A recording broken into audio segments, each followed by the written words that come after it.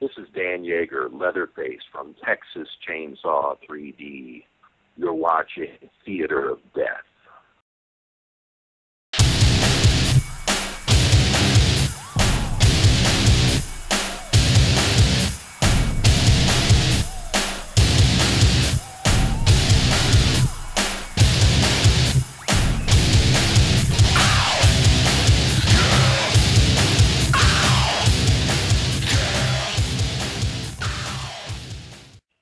Hey creeps, welcome to Theater of Death Texas Chainsaw Massacre 3D Special.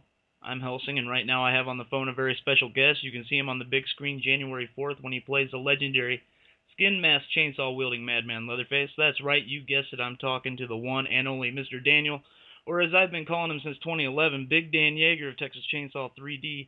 Dan, how you doing, brother? It's great to have you on the show, finally. I'm good. I'm glad to be here. Well, folks, I'm telling you, I've been pushing for this interview since I first found out Dan was playing Leatherface, and I'm really amazed that he never got fed up with me, which, it shows you what kind of person that Dan is. He's that humble. Dan, it's finally happening. Chainsaw 3D will be here in less than a week. Are you getting anxious for the film at all, finally being released on the 4th? Yeah, it's been a long time coming. We're 4 months late or something. Right. So, yeah, no, I'm ready to go. I hope people are excited. A lot of press has been coming your way with interviews and everything, right? Oh, yeah, it's been constant the last few weeks, so but it's fun. Nothing I like more than talking about Texas Chainsaw Massacre, I gotta tell you. So. Right. Now, I know that you've been asked this so many times already because I've followed the news on this film like a hawk, but I'd like our viewers to know, what was it like to prepare to play such an iconic horror slasher like Leatherface? I mean, did you study the original movie or get any input from Gunnar Hansen? Because what I've seen, it just looks like you got all the moves down, and I really want to know, how did you tap into that psyche of Leatherface? Well, I mean, I'd been a fan of the movie since the early '80s when I first saw it, and I've seen the movie 100 times. Right. Never really thought about Leatherface as a character, how to play him or anything like that, I mean, that was never anything that, even crossed my mind until, one of my friends bought the rights to it. So, right. But trying to figure him out, you can glean a lot from the movie itself because, Gunnar put so much work into creating a real character. Which just made it very interesting. I read everything, written about it, and Gunnar did quite a few interviews about, what makes Leatherface tick. And then, I just tried to rip it off as best I could. My goal with it was that, people would look at the two performances and really believe they're the same character, Right. I mean, I didn't want to recreate Leatherface in my own vision. I wanted to replicate what he did, right, and continue it because, as characters, people, go through life affects them and changes them. They become different people, but they're always fundamentally the same human being. So I wanted people to recognize the human being I was playing as the human being he was playing. So, I started with what Gunnar did and, ran it through the filter of all of the, life-altering things that happened throughout this story. So that was my theory anyway. And, actually, as far as the mannerisms and whatnot, Gunnar and I are built pretty much the same. We could, we're basically, same, physically. And just the reality of his environment and what he does, Gunnar and I are going to have a lot of similarities playing the same character, no matter how we do it. So it was good fortune for me. Right. You know, and people have remarked about, you know, that you know, Leatherface moves a lot of the same way, and a lot of that has to do with using a real chainsaw. You know, they just, you know, a fake chainsaw, the weight is just different. You know, it doesn't move the same way. So a lot of it is moving the saw and how that, you know, influences, you know, the subtleties of how you move when you're carrying it, you know, and how you carry it. You know, it's different. So right. that's certain element of it. And I, like I said, it's looking great with whatever, you know, everything that I've seen of it. Because just sitting there, I get the feeling of being, you know, 3 years old again when the first time I seen the original chainsaw, and just seeing you running with the saw, and it just brings back all those memories of seeing Gunner do the same thing. And that's really, you know, really caught my attention when I first saw like a lot of the previews, and I was just like, dude, I think they've got, you know, the right person for this, and I think it works, you know, especially for fans of anything that isn't the remake. You know, as far as Bill Johnson's portrayal or R.A. Mahaloff or Gunnar Hansen, those fans are going to recognize, you know, what it looks like you're doing up there, and, you know, they're really going to respond to it, I think. Yeah, well, I hope so. I mean, we worked on it hard, and, you know, right. That was the goal. So yeah, I'm glad you recognized it. I have a bad tendency to do that, really bad, because when I've seen Friday the 13th, I did the same thing with Derek Mears, who played Jason, and I noticed, you know, he was doing a lot of similar things from the first, you know, the first sequels from Friday the 13th. So I'm pretty bad for that. I just got to say that.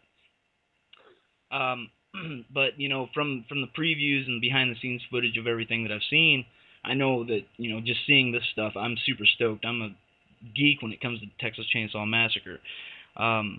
But, you know, from the scenes, it looks like the film is really retro in its style, but at the same time very well updated. Was this the idea and direction the writers and director were going for? Well, yeah, you know, there are limits. You know, with everybody involved in this movie, you know, really just had a great love and respect for, you know, Tobe Hooper and company and what they created.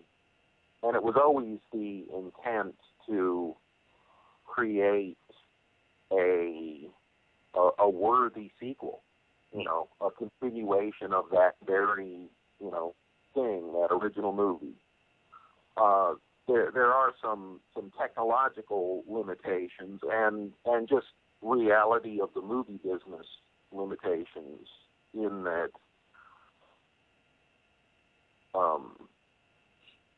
we wanted to shoot a 3D movie. Right. 3D movies, just from a business point of view, you know, make more sense now. In the near future, you know, 3D content is going to be everywhere. So, you know, we had to shoot it in 3D. We wanted to make a good quality movie, you know, technically. And that, you know, you'll see they took some footage from the original movie and kind of cut a little intro to our movie, you know, to bridge the two together.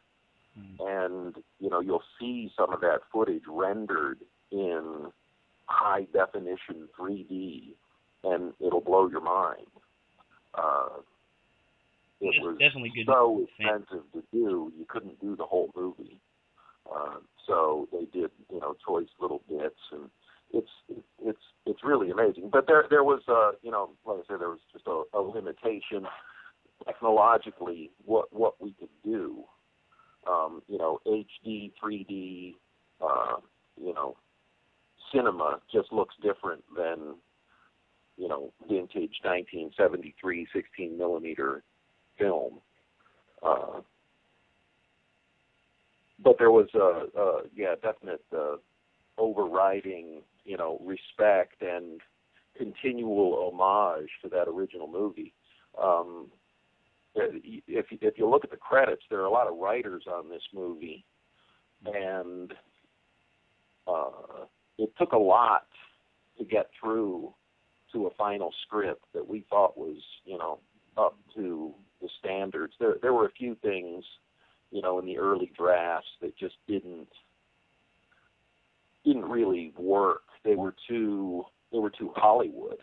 And so we kept trying, I wasn't involved in the writing. I just got to read a lot of them. But they were always trying to, dial it into, true, to the spirit of horror movies, Right. There was the tendency to invoke a lot of, supernatural movie magic into, especially the Leatherface character, it took a lot to keep him real. So, but I think we achieved that. I think, another thing too with this is, the hardcore fans of the series are going to really appreciate seeing how the first film and this film are gapped together, how they bridged them, and it's going to be just one of those moments when you're sitting there in that theater and you're seeing it, and you just feel like the first time you've ever seen Chainsaw. That's just the feeling I get just from hearing everything I've heard about the movie so far, and I'm just like sitting there, just waiting. My hands are sweaty right now. I'm just thinking about it.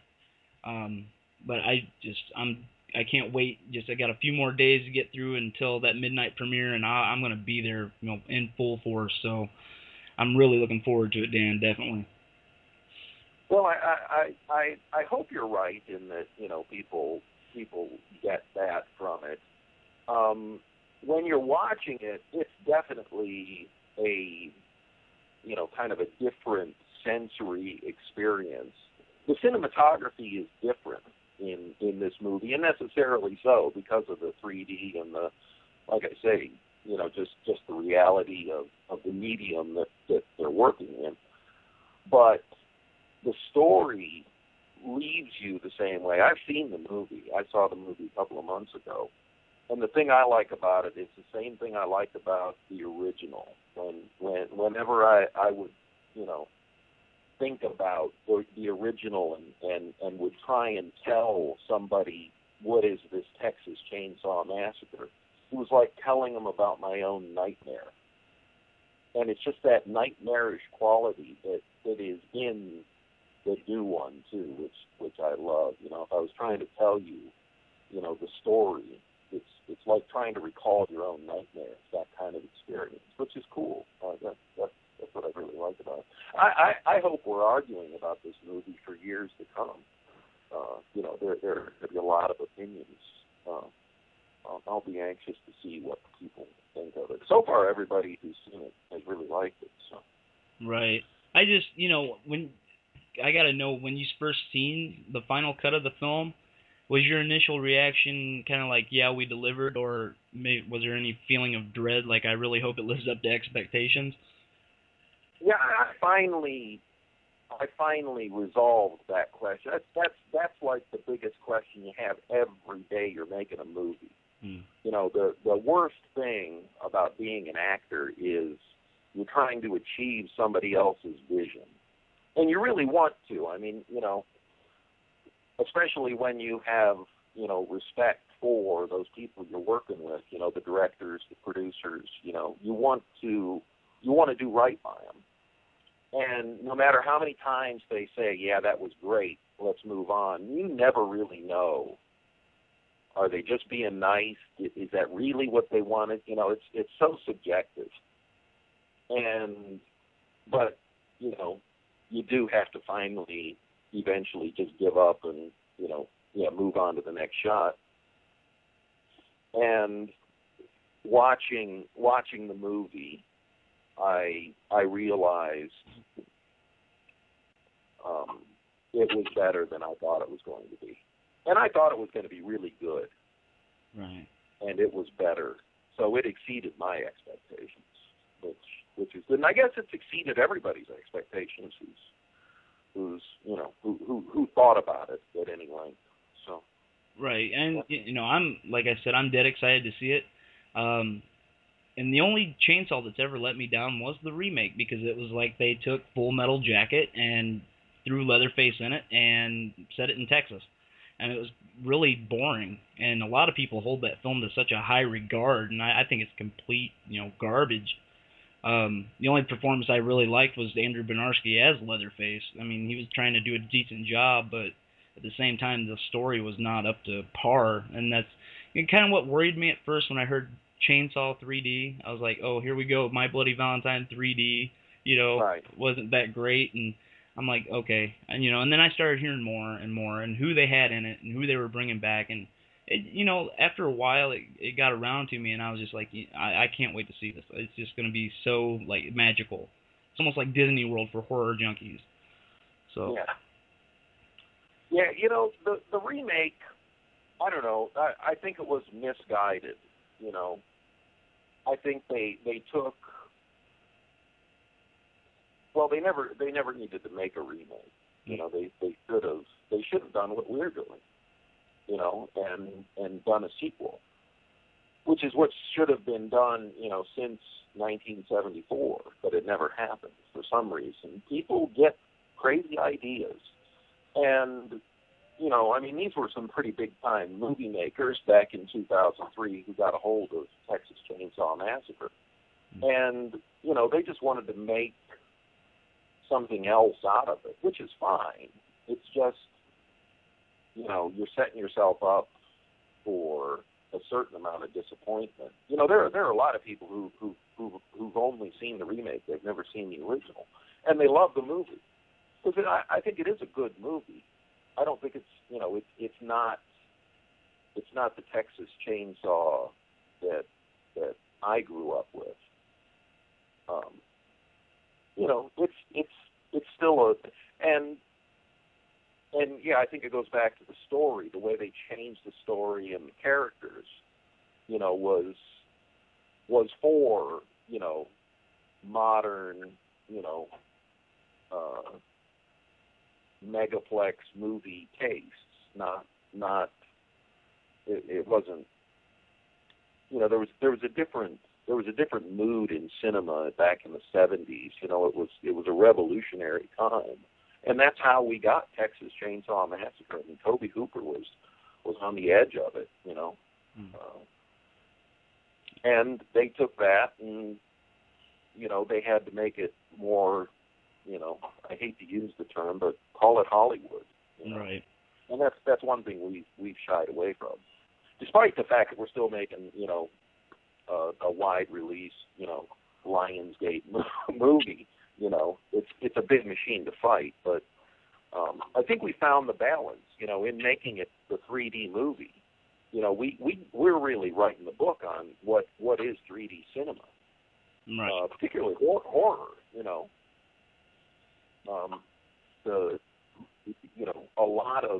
A lot of what you see on the screen is, technique and theory developed by the people who made this movie.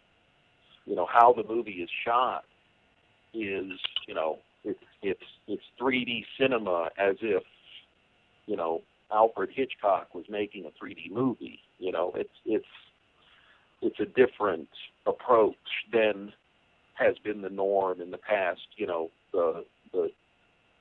The 10-frame cuts of Michael Bay. He cuts movies. He makes a particular style of movie, and I think cinema fanatics will note the difference between this movie and those kinds of movies. Right. Now, too, the thing that also really, I think, affected the remake for the hardcore fans was the fact that they had dropped the cannibalism and the barbecuing and everything that made the original so creepy. Also, not just like the nightmarish aspect, but it was kind of like almost like the comedy aspect of it. Of what followed later was like Motel Hell and stuff with that barbecuing and cannibalism, and a lot of hardcore fans were kind of disappointed by that. Yeah, that's it's like I say, that came out of the cinema of the '70s too. Right. If people who know far more about cinema history than I do could probably explain it to you. Right. The kinds of cultural influences and things that were going on back then that led us down that road and to make those types of movies. The whole it was a tad sacrilegious, I think, to take the Texas Chainsaw Massacre and turn it into a Michael Bay movie. Right. A beautiful movie. I mean, you can't argue with their ability to use a camera or light a scene or create an atmosphere, but it's the overall theory of the movie and what the story is. The original movie, I mean, they tell you in the introduction, this is the story of the tragedy that befell 5 youths. It's not the story of these cannibal maniacs who live in East Texas. It's what happens to the victims. It was told from that point of view, and the remake, kind of turned that on its head. It was really about these crazy people in Texas who murdered poor, unfortunate teenagers. Right. Yeah. We could argue for hours. Right. Yeah. I mean, with the fans and everything, it's like certain little things like that, though, that it was just so iconic in the original, just to be thrown out. That's what I think really affected a lot of people. And it's just something so small. I mean, it really doesn't really pertain to the horror aspect. It's just more like a sinister thing that the family does, and that did it. Another thing had occurred to me too is that Texas Chainsaw never really got the respect of studio filmmakers because it was shot on 16 millimeter. I mean, it's like an amateur movie, right. But these guys made a hell of an amateur movie. They spent a good bit of money to do it. It's not that it was amateur. It's just by big time movie studio standards, yeah, it was an amateur movie, but it was brilliant in its simplicity and its rawness, that you can't achieve any other way. And so, I think that led some of the egos in the movie industry to think, oh well, if they thought this was good, wait till they see, the super slick big budget version, Right. And it's just not the case. Right. Now, I've heard some stories, and I don't know if this is true, and I really just want to ask you just to clear up some stuff. But is there any truth behind this rivalry between you and Andrew Bernarski going on? I've been hearing stories left and right about it, but I didn't know if there was any kind of grudge between the two of you. I've never actually heard that. I've never met Andrew. I've never met him.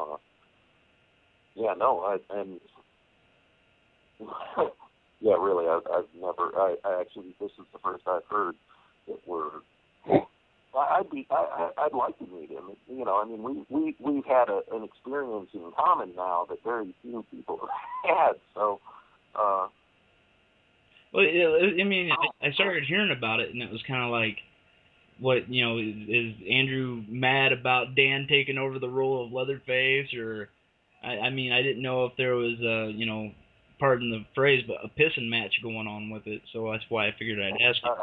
I don't know. I've never spoken to him or met him or anything. So. Okay.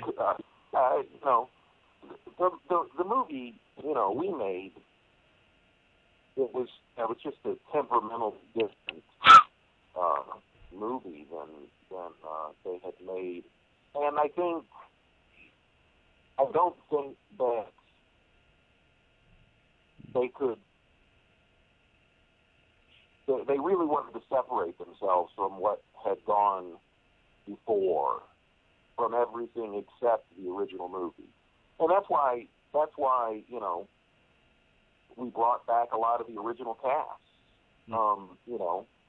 First of all, we wanted to make a movie they'd be willing to be in, right. And so it helped us to make it, a better, more truthful sequel to that original work, and I think we succeeded, Toby, Gunner, Marilyn, they all seem to like the movies. I've seen. But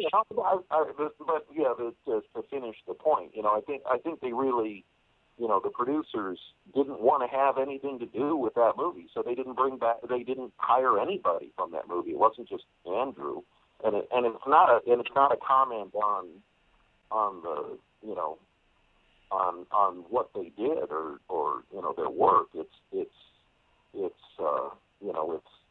just the reality of wanting to really embrace that 1973 movie, 74, I guess, and distinguish it, differentiate it is probably a better word. Differentiate it from those Platinum Dunes movies. Right. So. And you brought up Marilyn Burns and Gunner and everybody really enjoying the script enough to want to be a part of it. And I think that's what's great, because I've heard them in other interviews where they were approached to do a sequel, but they, like the people making those sequels wouldn't, pay them what they were asking, or the script wasn't solid enough. So it's really cool to hear that they finally found a script that they all liked enough to want to be a part of. Yeah. So I mean. Yeah, that was the goal, and that took a few drafts, Right. And two, from the photos, those masks that K&B made, they really put some work into those. And do you know how many total masks were used for the film? Actual finished masks. Let's see. I think I had 6 total. A couple in reserve in case you ruined one or something went wrong. Right. Yeah, there were I think just from the photos, I think they've all looked great. And that one sheet poster that came out with all the masks, I was really blown away with the detail, especially on the Pretty Woman mask from the '74 version. Yeah. How well it was recreated. Yeah. Yeah, that was a good one. It was actually sculpted on the form of my head, but I didn't get to wear it in the movie. And that was worn by the guy playing the younger Leatherface? Yeah. Sam McKinsey.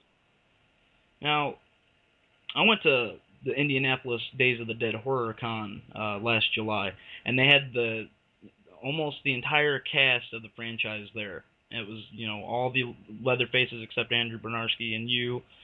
And I talked to Gunner a little bit, and I talked to Bill Moseley as well, and they were really enthusiastic about the film. And as I was talking to Gunner, I asked him what he thought of your performance as an older Leatherface, and he seemed really appreciative of your performance. Now, as an actor, is there a feeling of a sense of accomplishment that comes with that, and does it make it easier for you to want to do the character again?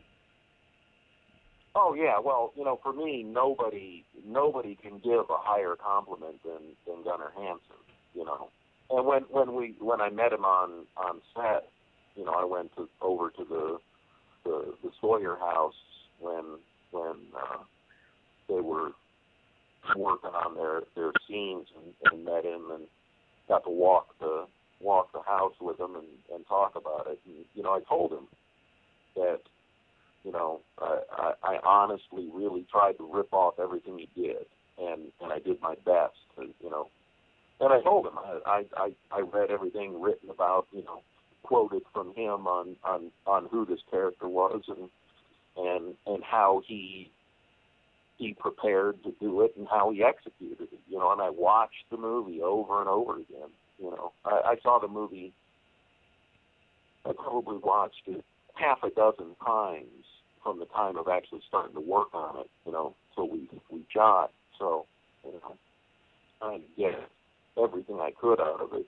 And yeah, for him to say, you know, that he has, that even he thought it was okay would be, you know, the ultimate compliment. So, yeah, and those are the kind of things, you know, you kind of take to heart, you know, as an actor. You don't let yourself listen to a lot of what people say because, you know, it can make you crazy. Right. You know, you have to be very selective on who you listen to, and he's the guy I listen to. So if he says it was okay, I accept that it was okay. Oh, definitely. When it comes to the Book of Leatherface, like Gunnar Hansen's the guy that is pretty much like the one who wrote it.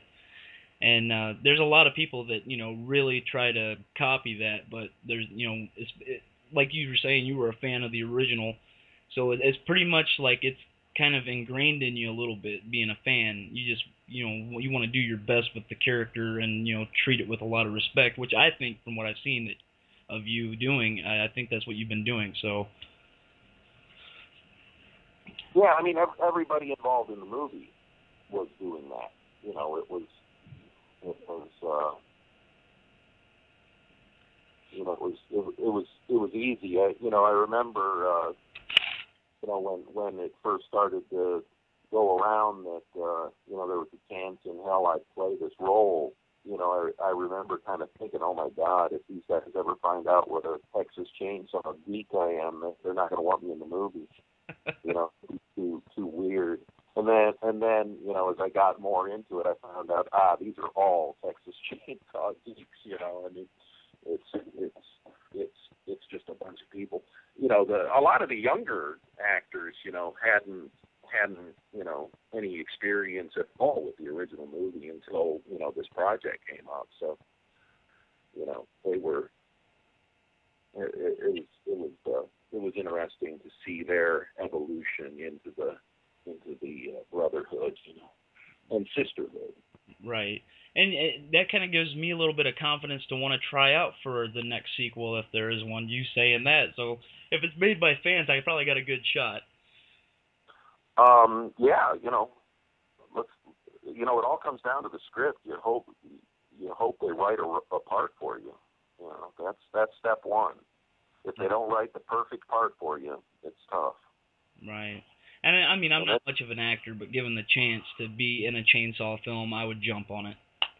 Yeah. Well, if I hear if we break a certain threshold at the box office, they're going to shoot another one this summer. So. Oh. You better start taking lessons. Oh yeah, I'm going to jump on that, and I'll keep you in mind, you know, and say, hey Dan, you know, help me out here. All right. I'll coach you. I'll do whatever I can. That sounds good, sir. Yeah, and you know, and now that we're talking about this as well, there's a Facebook page dedicated to you. What are your thoughts on that? Did you ever think that there would be a fan base dedicated to you? No, it's very humbling and very bizarre to have fans. I don't really know how to take it. I mean, you know, they're more, I don't know, they're more like friends. I'm not sure what fans are. You know, I really only have friends. So, you know, people always remark too at why I spend so much time on Facebook talking to fans. You know, I'm a fan too, so, you know, we kind of share that, and, you know, it's the best part of the job. Right. And, you know, I also wanted to tell you congratulations on you just getting married. Well, thank you. How does your new wife feel about you playing such an iconic movie monster? I don't think she minds. you know, he seems to take it in stride. It's kind of weird. She's from England, so, and I've never met her family. So she has family over there, and she had told him, you know, we've been together for a couple of years, and so, you know, she was able to tell him that, well, he's an actor, and so when they think of actor, you know, they think of, you know, the stuff they see on TV. Right. But as marketing started to emerge from the movie, you know, he started to have to say, oh yeah, that's the guy. It was a little weird for them, you know. I mean, all they knew of me was what they saw in trailers and on posters. So, right.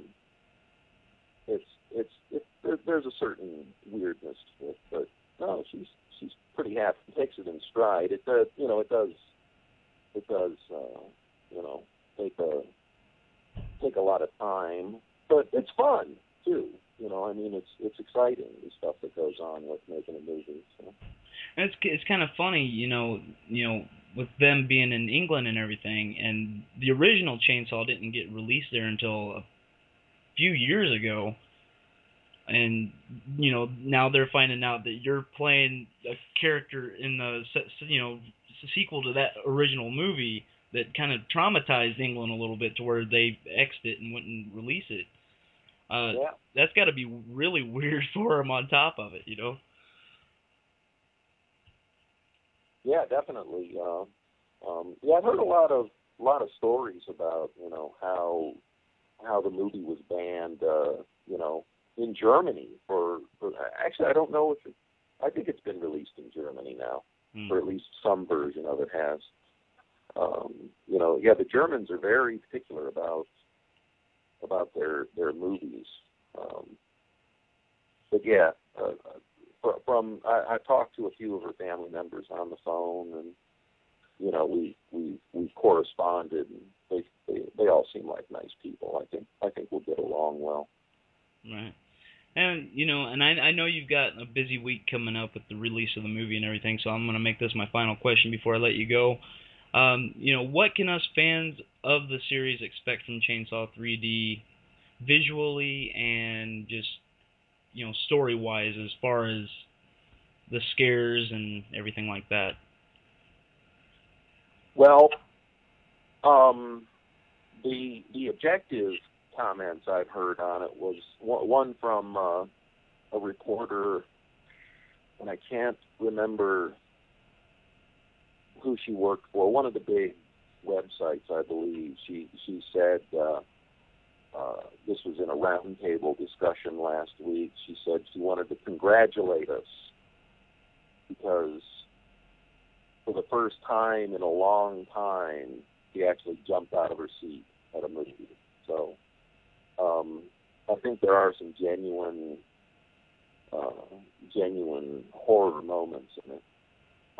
You'll see the best, what I think is the best 3D horror movie yet committed to film. It's and the style of it is interesting. If you're a film school nerd, you might want to study the movie, you know, from an artistic and a technical point of view. There's all sorts of elements to look for, which we could run through. But you know, the way the camera moves, how things are framed, how they're lit. You know, it's interesting to look at and find yourself being drawn into this world. And it is far more immersive than most of us old people are used to. You know, being 3D, it really is a little more of an intense experience. You won't see any fake chainsaws. There's very little CGI. You know, all the blood and gore is all shot practical. It was as real as we could make it.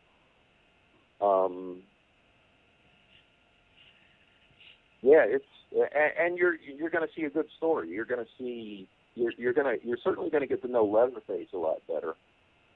You'll learn some things and get a sense of him as a person, which a lot of people commented on that they didn't expect that. They're more used to the horrific monster construct of the chainsaw wielding maniac, but we find out that he really is a person with some depth to him, which is interesting. Anyway, and you'll see a chainsaw movie made by chainsaw fans of the original, especially. Oh, it's about time, if you ask me. Us fans have really been wanting it. So I'm really looking forward to this. I hope everybody that's been listening is looking forward to this. And you've heard it, folks. Leatherface is back, and I'm willing to guarantee with a vengeance. I'd like to thank Dan Yeager for joining me today and for absolutely being the awesomest, if that's even a word, guy in the film business to let me do this for the show. And Dan, I want to thank you so much for being such a down-to-earth guy. I mean, the way you treat your fans and friends is absolutely awesome. And I truly wish you the best with the release of Chainsaw 3D, and may 2013 be awesome with you, brother. All right, man. Well, I certainly I want to thank you for being so supportive. I mean, we did our best, and I hope you still feel that way on January 4th. You know, deep inside, I think I've got this huge feeling that I won't be disappointed by the film at all. And yeah. Well, we'll certainly have a lot to talk about. Definitely. I'll keep that in mind, and I'll bring you back on the show, and we can sit there and be like, hey, I told you so. But, yeah, all right, cool. Well, this has been Helsing, and this is the Theater of Death Texas Chainsaw 3D special interview with Dan Yeager. Don't forget to see Texas Chainsaw 3D when it hits theaters this week on January 4th. I know I won't forget, so I'll see you at the movies, creeps. Later.